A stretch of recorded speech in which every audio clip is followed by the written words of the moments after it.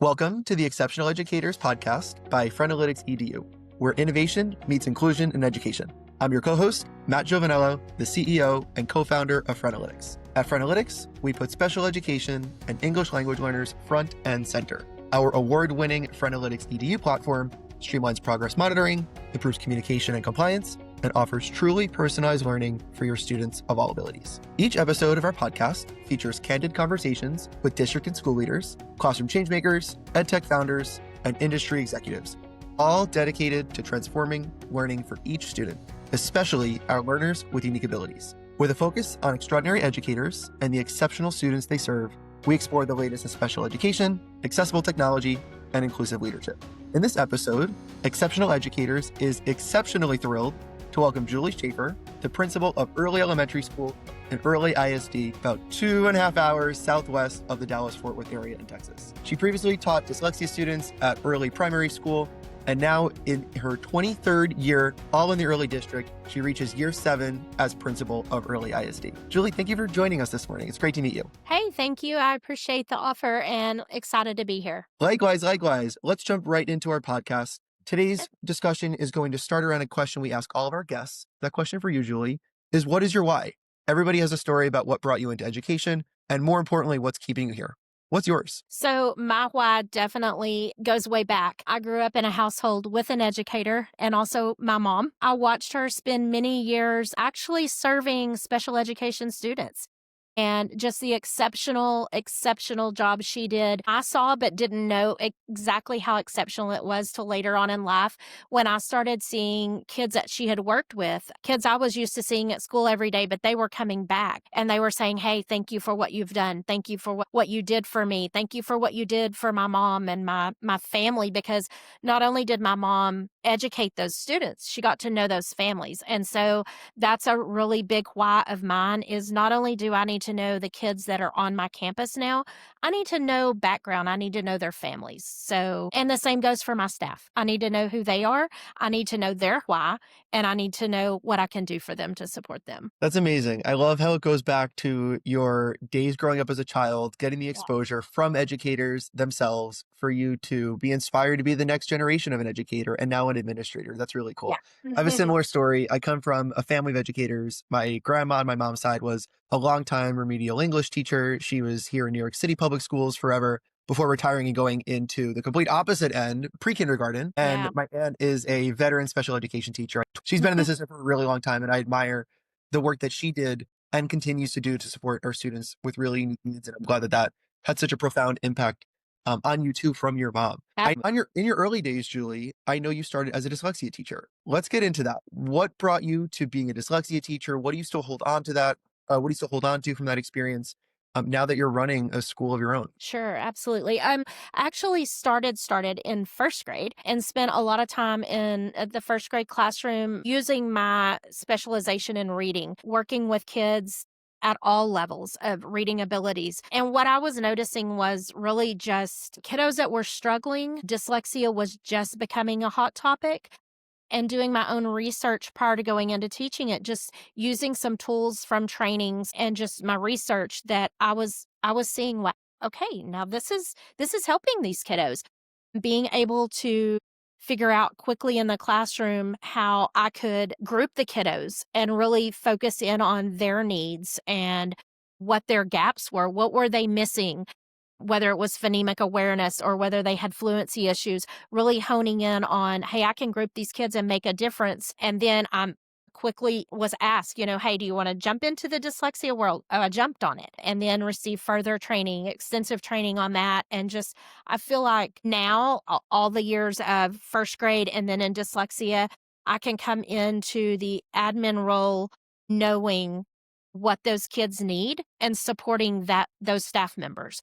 I'm very close and attend a lot of really good conversations, roundtable conversations with my dyslexia staff. And I still am able to give input, not just from an administrator side, but someone who has sat where they're sitting. And meeting their needs allows us to meet our students' needs as well. So I love having that background to be able to support the staff members that way. That's really well put, knowing that you have armed with this knowledge and now you can instill it in your staff members to make sure that they're better servicing the needs of their students versus training maybe that you otherwise would not have, just sharing it with them and not knowing how impactful or how rigorous or all encompassing it might be. Sure. Speaking of dyslexia, as you know, Julie, is not well understood, even with all the progress that we've done in research around students with reading challenges and writing challenges. Hmm. You would be the expert to ask this question. And so I'm going to pose it to you. Okay. What has dyslexia screening looked like? What has dyslexia training looked like 20 years ago, let's say, compared to now? I know it's come a long way, but what do you see being the biggest differences in how staff are trained to diagnose and pick up on dyslexia, and then how to deliver intervention services in consideration of a student who has such a challenge? So I think the biggest thing is just that we are screening our kids at a young age.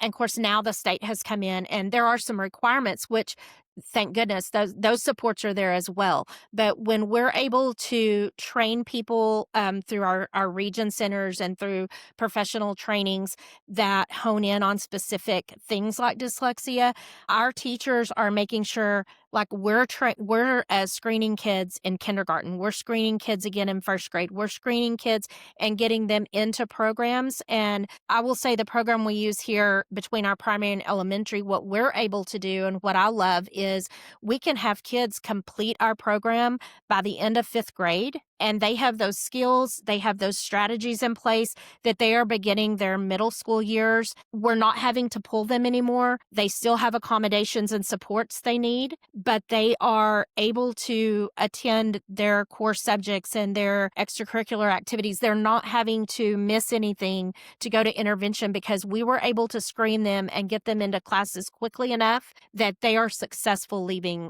our campus. That's our goal. Not everybody does, but the majority of our students, if we can screen them in kinder and first and get them into those programs, we're seeing a great success there. That is such a huge success because if I'm filling in the gaps of your sentences there, Julie, and reading between the lines correctly, students don't necessarily need to have a full IEP or go to resource room or go into an environment that's more restricted than they would otherwise require because their dyslexia diagnosis for an IEP or student's disability is better understood at an early age. And now they're not overserviced or misserviced or mislabeled and getting, the services that they require too late. Correct. Dyslexia is under the SPED umbrella now. But what we're seeing is we have a lot of our kiddos that just need that dyslexia intervention piece. They do not need reading language arts resource. Some of them do, but we have a big handful of kiddos that they are gen ed in their reading and language arts class. And they're able to do that due to us getting them in the program quickly and early and being able to get them through that program. They're getting those skills through that class and not necessarily having to go to the resource class. So I love that. And I think it all goes back to proper training for our staff and getting those kids into a program quickly. We're not waiting till they're in fourth and fifth grade anymore if we can help it.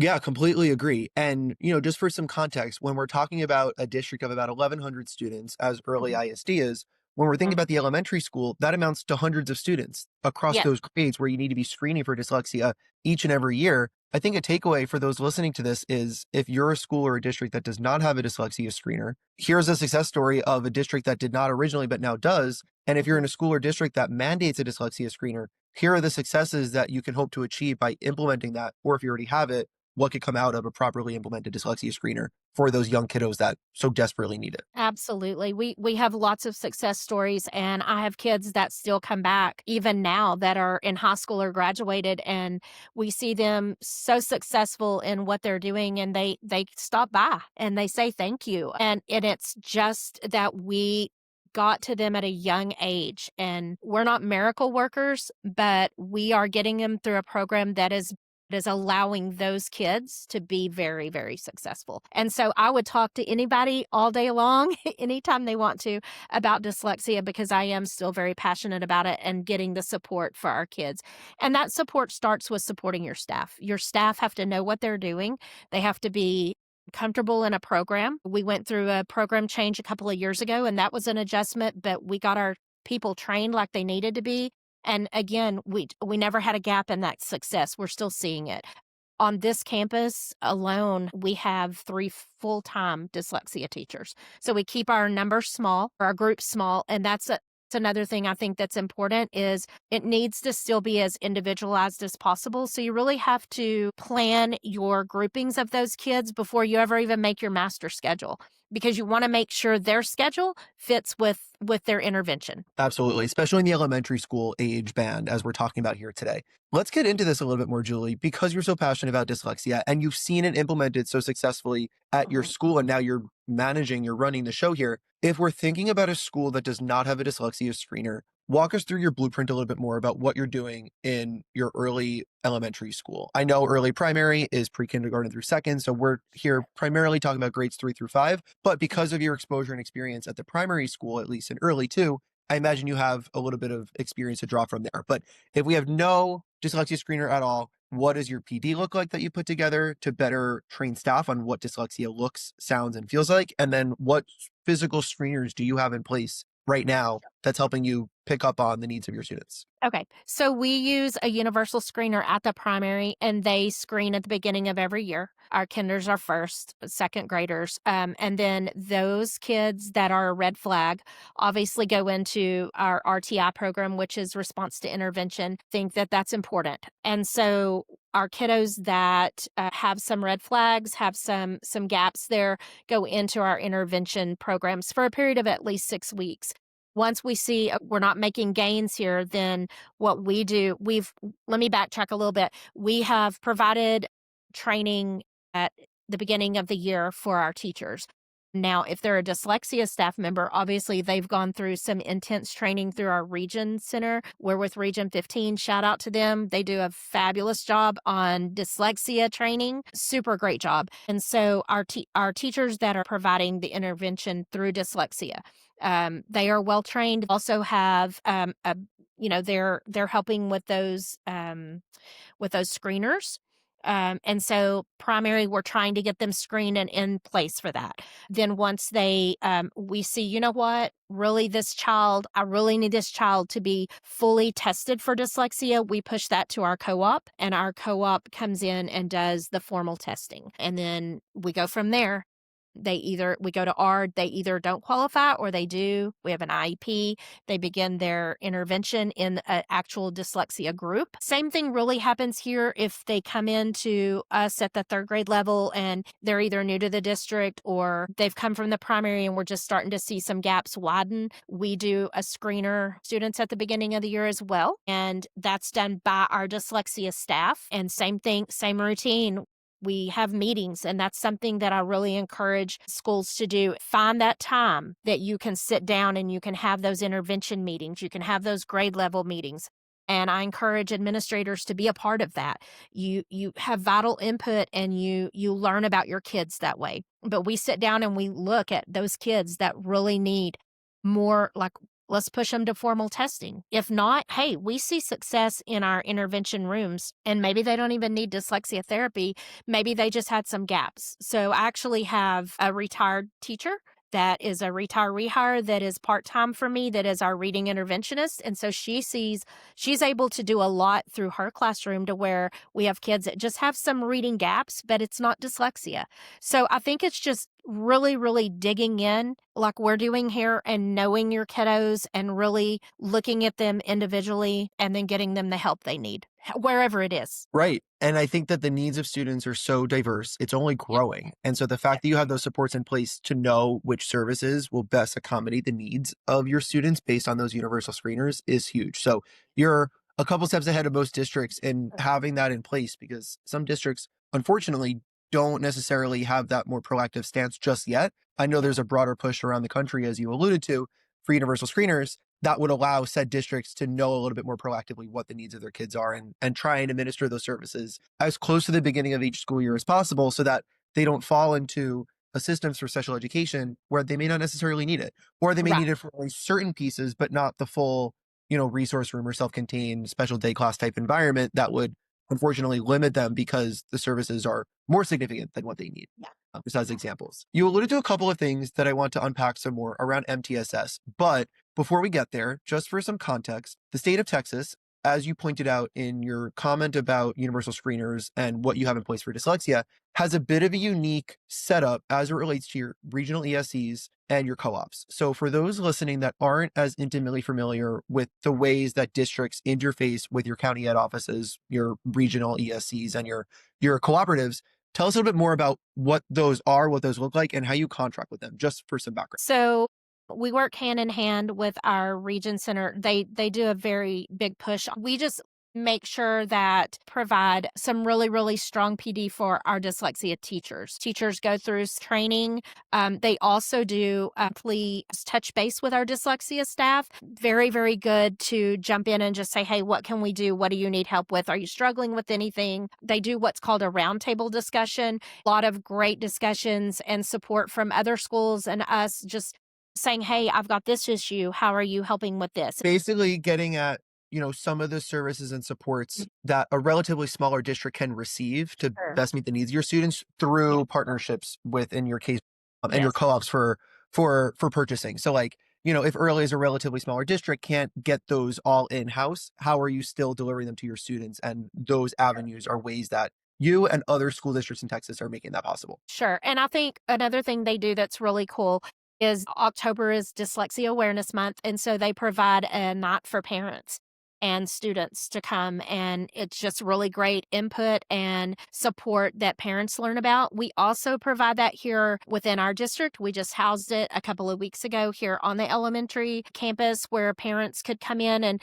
they can just find out the latest and greatest on dyslexia as well as receive, get their questions answered, receive input on how are you struggling with homework? I know homework's a big thing for our dyslexia parents. Like that's a hard thing. And if they don't have those tools or resources that they can gain that knowledge, I hate that for them because they're just having a hard time at night with their kiddo. And so that's something our Region Center does a very good job about is pushing out those supports, not only for our staff and students, but for their families. That's amazing. And it's the full package deal of Yes, we need to support our administrators from the ESCs, and then administrators need to support the teachers with training. Teachers need to support their students, of course, but parents sometimes get forgotten in this equation. And it's yeah, amazing to hear that they are included in partnership with all of the work that each of these entities do as well. Very cool. Thank you for giving us some more color on that. sure. Let's expand now on MTSS because you brought it up a little bit before as a way to provide individualized interventions to your students who need it. I know we were talking a little bit before the recording about how there's been an increasingly growing push starting at the third grade with behavior specialists that are on staff and making sure that those screeners are in place to support the needs of students as they emerge starting in third grade. So tell us a little bit more about what MTSS looks like, how you've implemented it in third grade, how you hope that it grows into fourth and fifth as students phase out of the elementary school, and what future steps for growing MTSS look like, maybe even primary years. Sure, absolutely. So last year we started a pilot program in our third grade, just trying to reach those kids as soon as they get on our campus. And we did it. We wanted to show a unified front for all the kids at third grade. So we kind of hit it in two different ways, individual or by like a homeroom class. So we're departmentalized. So our kids move around, but we have homerooms base that they go to beginning of the day and end of the day. And so we have posters up in the third grade hall that are showing, hey, so and so got us up on the board, or their individual name, the classroom name. And what we're trying to teach those kids through our program is positive equals positive. Your positivity and your choices that are positive, the consequence is positive. All consequences don't have to be negative. We're looking at the positive consequences here. And what are you going to do to help not only you as an individual, but when you help yourself as an individual, you're helping everybody around you. And we want you to become a good citizen and a good person. So we're going to shout out, and we even have it set up to where kids can shout out to other kids. It's not just the grown-ups in the building are looking for good behavior. We're going to hold each other accountable as classmates. And here's what we're going to do I want to get your name on the board, but I'm going to do the same thing in a sense. Me shouting out to you is part of our PBIS too. Like you're a good person, but I'm going to be a good person and recognize your good choices. So and we're really pushing that in third grade, which we hope just moves into fourth and fifth as these kids, our fourth graders this year were in that third grade program last year. And, I can say, I don't have a lot of fourth graders that come to the office for discipline. So we're That's seeing amazing.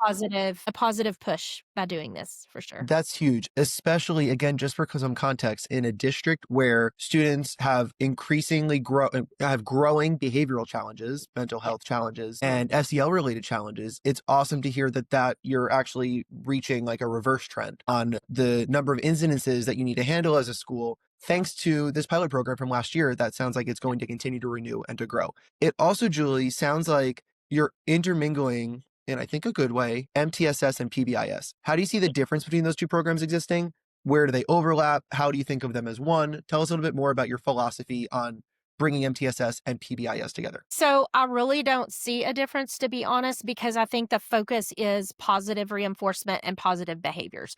And I think no matter what you want to call it in a school district, call it whatever you want. That's our goal. And that's where I think because we're seeing such a need for social emotional lessons, we're seeing such a need for mental health support. I just think the funnel ends up heading the same direction, whether you call it PBIS, MTSS, whatever you're doing, whatever you're using in your school. Just a positive culture and a positive atmosphere starting with our students is just huge. And so I really I know that it's split on ideas that way, but that's my idea is just I don't necessarily think they're totally different. That makes sense when you think about it from a lens of students showing up to school feeling opened up, ready to learn, versus Right, students who show up to school feeling not safe and not ready to learn. Because you right. can give all the interventions in the world, but if that student is showing up not ready to learn, you will not reach them. And so I Right. think that that's what you're alluding to with Yes. existing mental health, SEL, and related challenges. If we don't Yes. address those first, we can't unlock gains in academic needs and other types of needs because the student's just not ready for it. Right, right. When we have a lot of kiddos that we're seeing a need for a check-in system. Let's check in and let's unpack before the day ever starts. And so a lot of where that started was through our pilot program in 3rd grade was seeing, teachers were reaching out saying, "Hey, I've got this kiddo that just no matter what, no matter how the day's starting, they can't unpack." And so that also led to another program that we're piloting this year, and it's our success room. Kind of the brainchild of we have a district behavior specialist in our district. She is actually housed on my campus, a dear friend of mine. And she and I, over the summer, were like, okay, we made it through another year, but we're just seeing this huge need. What can we do? And so just kind of brainchild and a lot of spending just hours discussing whether it was on the phone or at each other's houses or just those conversations we were having was like we have to create something. And so over the summer we worked with our my PTC was great to provide some needed tools, but we created a room. We're calling it the success room. Success stands for support, understanding, confidence, courage, empowerment, and then skills and strategies. And what it is just a place that we have made available to our students. Every student has an opportunity, if needed, to go to the success room.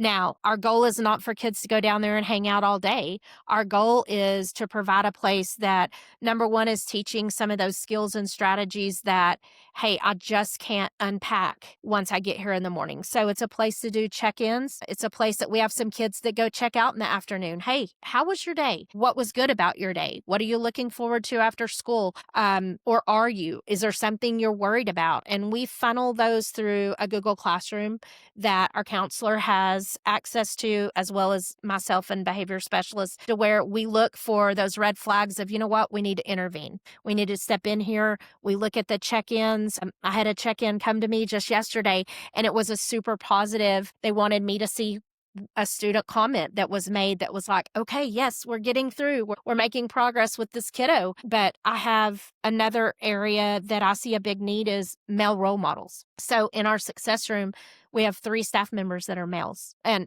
I love it. And I tell them all the time, I'm not trying to be creepy, but the fact that I have males on my campus is just phenomenal for these kiddos that do not have that male role model. And so, like I said, we provide those check-in, check-out times, but we also provide a place for mentoring. Just, hey man, let's talk about your decisions you're making. Here are some things that maybe would be better. We have sensory tools. We see these kids that are struggling here and need to move their hands. So we provide sensory tools in that room, whether it's therapy putty or puzzles or just something they can use their hands to move. De-escalation. We have kids that just need to go down. Hey, I'm getting super frustrated in class. I need a 5-minute break. So we have success room cards. The kids are able to turn those in, step out of the room. We also have communication set up to where I have a kiddo. Maybe we've got some of our AU kids that can't really vocalize. I need to use a card, but the teacher can see it building. They communicate with one of our staff members. They come down and it's a simple nonverbal thumbs up or thumbs down. We're okay now, or maybe have a seat and just watch. Pretty good system in place there to allow for, we don't want loss of instruction happening and that classroom teacher having to deal with that. So just a lot of support in our classrooms of those guys coming in and making a very quick, hey, you want to step out? Let's just go for a walk. Kids go down there, like I said, for breaks. We have kids that are not testers. Hey, I just need a quiet room to finish my test. That's an opportunity they have there as well. So just that big need for a safe place with some people that they can trust so that they're not necessarily coming here and getting confused with Miss Schafer is the principal, so that's discipline, but yet Miss Schafer's my safe person. I want to still be that, but I still have to have that separation of I can go down to the success room too and just pop in and say, hey, glad you're using the room, glad you're making good choices and using a break card. You're not having to come to me. I haven't seen you, and that's what I want. High five on that. So, Right. The less I see you in my principal's office, the better. The more I yeah, see you in the success room, also the better. also the better. Yes, correct. And this success room concept is so fascinating to me. It seems super unique. I know other schools and districts have embraced something in differing ways, but I haven't heard anything quite like this. And I think Mhm. that, Julie, not only is it a safe room for students, but it's also incredibly versatile. Whatever the needs of that student is in that moment in time, the success room, because of how it literally and figuratively what it stands for, can accommodate those needs at any given moment in time. And I think that's easier said than done, especially when you're hiring staff, especially that male role model where students want to identify and look up to somebody they can identify with is Yes. huge. And again, really easier said than done. So I give you a lot of credit, you and your teams, a lot of credit for successfully implementing this. And I'm so glad that students make positive use out of it. Yeah. Thank you. Thank you. We're seeing that, and we have had some time where it's had to turn more into a behavior room, but we're back on track to where we're really just using it like it was meant to be. It comes down to staffing. It comes down to our schools are full, and so it was some growing pains for us to even find a location to do it, but our goal is to push that out to our other campuses as well. And our behavior specialist, as I mentioned her earlier, she's done a phenomenal job to get these guys trained. And I'll go back to something I stated earlier. I think the key to anything working is finding the time, carve out that time to sit down and just talk it out. Like, what's going good? What's not working? What do we need to tweak here? And supporting your staff in that. What can I do to make it better for you? We made sure these guys are good and trained up before we stuck them in a situation where, they don't know from day to day what encounter they're going to have when having kids come in and just wanting to talk. There's things that are hard to hear. They're hard on your heart. There's behaviors. One of them came with some background from working in a state school. He's been phenomenal with his knowledge of how they handled things, even a harder scenario than we're seeing here. But we're starting to see in public schools some of those trends lead that way. And if we can do something and provide something for our kiddos here, to where what I need to check in and I'm good for the day, or I need to go several times a day. There's no set limits on how much time they're spending in there. Our goal is to get less and less, but we know we have those kids that, hey, I may need to stay down there for Monday. My weekend was hard and I may need to do all my learning from here. We've gotten pretty good at our teachers doing their virtual lessons, recording themselves, and we can push it down there. And, we've got kiddos that can learn from there if they need to. That's awesome. I mean, by means of quick background of why I think I'm particularly interested in this topic of conversation, my dad is a psychiatrist for multiple addictive personalities, multiple Okay. disorders. And so kind of what I'm getting at with that, Julie, is I give you all a lot of credit for identifying and addressing not only the behavioral, the mental health condition that a student is facing, but also the underlying root cause. Because as we know, and as research suggests, the earlier we're able to tackle it, the better off that student will be at leading a successful life, that they're not crippled or disabled or paralyzed by the nature of their mental health condition. And if we pretend that it's not existing, then it's only going to get worse as time goes on. The opposite is also true. And so Right. before that student reaches the pivotal middle school age, before they reach their high school age, before they reach their college age, if they're presenting these issues at the elementary school, it is unfortunately a responsibility nowadays of educators to take on those additional hats and serve as a counselor, or to serve as a therapist, or to serve as someone to just let them kind of cry on their shoulders, so to speak, and work through those challenges. And it's really cool to see and hear about the success stories of students making use of that space that you created for them, because there was a very clear and unfortunately increasing need. I'm grateful that you shared all that with us today. Hey, And I do thank think that you. there's a really nice overlap between these MTSS and PBIS principles that are just kind of universally understood and expected to be implemented in schools nowadays. Right, right. Well, I think it goes back to just the culture all across. Not, we expect everybody to always be their best. And there's days that, like I tell my staff, there's days I'm not my best. There's days that you're not your best. And we have to remember that with our kiddos as well, is our kids are struggling. And whether it's, like you said, it's the mental health piece. Like, we have to know what's going on in their life. We have to be a team. And I tell parents that all the time. I'm on your side. I want to work with you. And that's where it starts is our families need to know our school is a safe place and our kids have an opportunity. Our goal is for them to feel safe from the minute they walk in. And I have kids that, struggle to get in the building some morning. And I tell the parents, get them in the building and we'll take care of them. Get them in the building. We don't want them absent. We want them here. If it's safe for them to be here, let's get them here. And we're going to support you in taking care of them when they're here. And I think that's where it starts. You train your staff, you provide a space, you focus on mental health and SEL before you focus on academics, and your academics do well. And they'll follow. Exactly. Speaking of, I have one more kind of topic of conversation for you, very much related to what we were just discussing. Okay. Now that we're thinking about students who visit the Success Room for a myriad of reasons, Mhm. tell us a little bit about the practices, the policies, the systems in place, how you're documenting visits, how you're documenting outcomes of interventions that are delivered in the Success Room. Sure. How does this data, capital D word, play a role in the services that you're providing in the Success Room? And how does that get disseminated back to the teachers who are working with that student for the majority of their school day? So we have paper documentation as well as computer documentation. Our kiddos that are, for lack of better terms, frequent flyers, that we've got a Google Classroom where our staff in there, like we have specific staff that, hey, your job is to document when that kid comes in. We would love for it to be the child checks in necessarily, like when they walk in, like we have a computer there, they check in, but they're not always in the right frame of mind. So we have somebody that is part of their job is, hey, so and so's in here.